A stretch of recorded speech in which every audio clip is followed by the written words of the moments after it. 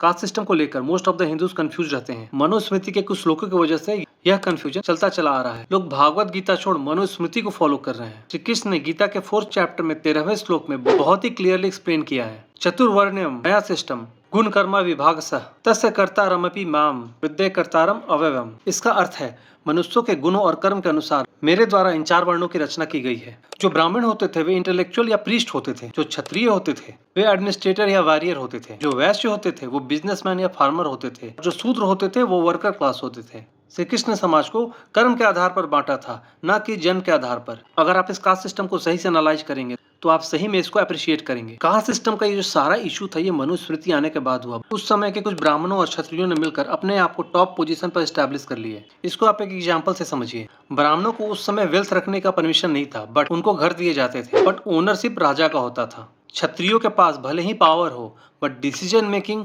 ब्राह्मण होते थे। ये कास्ट सिस्टम त्रेता युग में भी था। परशुराम जी जन्म से ब्राह्मण थे, पर उन्होंने अपना सारा जीवन एक क्षत्रिय की तरह जिया। गुरु विश्वामित्र वो जन्म से क्षत्रिय थे, पर उन्होंने ब्रह्म ऋषि बनने का मार्ग चुना। माता सबरी जो शूद्र कुल में जन्मी थी, उन्होंने अपना सारा जीवन एक ब्राह्मण की तरह जिया और आश्रम में बिताया। कुछ ब्राह्मणों और क्षत्रियों ने मिलकर इस सिस्टम को ट्विस्ट कर दिया, जिससे एक्सप्लॉयटेशन शुरू हुआ और जातिवाद ने जन्म ले लिया। द्वापर युग में सबसे बड़ा एग्जाम्पल कर्ण थे, जिनको एक शूद्र की फैमिली ने पाला पोसा और बड़ा किया, बट उन्होंने क्षत्रिय बनने का पाथ चुना। रंगभूमि में उनकी क्षत्रियता देखकर दुर्योधन ने उन्हें अंक का राजा बना दिया था। वहाँ सभी लोग उपस्थित थे और उन्हें पता था कि ये एक रथी के पुत्र हैं। सभी ने उनकी योग्यता देखते हुए अंक का राजा बनना स्वीकार किया। इस इंसिडेंट से तो क्लियर हो जाता है कि कास्ट सिस्टम एबिलिटी पर डिपेंड करता है, जन्म पर नहीं।